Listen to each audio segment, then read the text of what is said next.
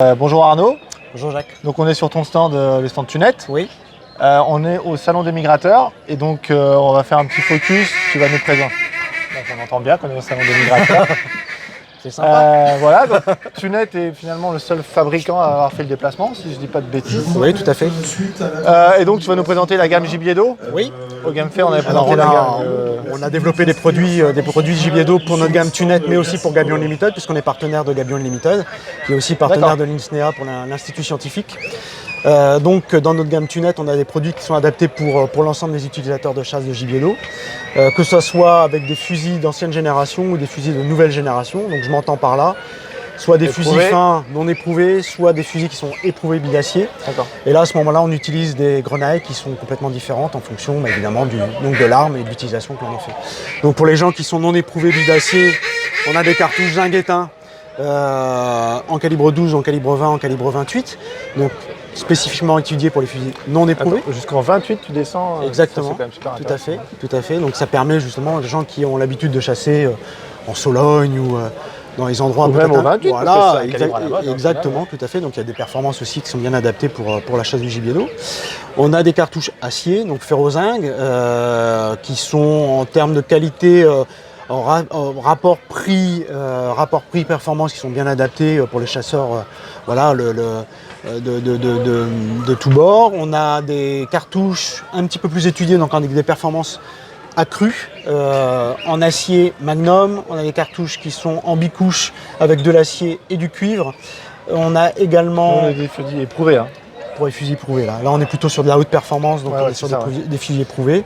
On vient de faire une nouveauté qui est la Ovol Extrême, donc qui était avec une poudre double base, donc avec un petit peu de nitrocellulose dedans qui permet d'avoir une bonne stabilité au niveau des pressions et surtout chargé en sphérotungstène, en 50 grammes de sphérotungstène, donc qui permet d'aller chercher des oiseaux vraiment un petit peu sur des longues distances, un peu plus sur longue distance, ou des oiseaux avec des résistances plus accrues comme les oies, voilà, exactement. Pour Gabion Limited, on a étudié une gamme de cartouches adaptées pour le vol, pour le poser, pour la longue distance, pour les zones hors zone humide, pour les gibiers d'eau hors zone humide. On a du plomb en 38 grammes en plomb nickelé. Donc ça c'est pour hors zone humide. Voilà. Toute la zone humide, donc on a la White Storm, la Blue Storm et la Red Storm. White Storm et Blue Storm qui sont de l'acier galvanisé, étudiés pour le vol ou pour le poser. Et la Red Storm qui est une nouveauté aussi cette année, qui est vraiment 100% cuivre, qui est chargée en 40 grammes, donc une charge lourde, qui est fait pour le poser sur la longue distance. Voilà, donc avec toute cette gamme de cartouches, on est capable de couvrir tous les usages pour les chasseurs de gibier d'eau. Et donc c'est vrai qu'on a une gamme quand même qui est assez étendue pour le gibier d'eau. Quand tu dis que tu as fait les cartouches pour Gabion Limited, c'est-à-dire que vous avez étudié des spécificités. Tout à fait. Il avait un cahier des charges, Gabion Limited? Voilà, c'est-à-dire que Gabion Limited avait un cahier des charges qu'il voulait respecter en fonction de l'usage de la pratique de chasse. Et donc par rapport à ça, on a adapté les chargements à leur pratique. D'accord. Aujourd'hui, bon, c'est pas nouveau ce que je vais dire, mais c'est vrai qu'on a des cartouches très haute performance pour chasser gibier d'eau en zone humide. Par contre, des fois, c'est le prix qui pique un peu. Voilà, c'est pour ça qu'on essaie de couvrir tous les usages et toutes les bourses aussi, hein, parce que ça compte aussi dans la chasse du gibier d'eau. De l'acier, maintenant, on est capable de faire de bons résultats avec de l'acier, notamment sur les White Storm ou sur les Blue Storm. On arrive à avoir des cartouches entre 15 € et 18 € la boîte de 25, avec des bonnes performances en acier galvanisé, donc c'est correct, hein, par rapport au produit.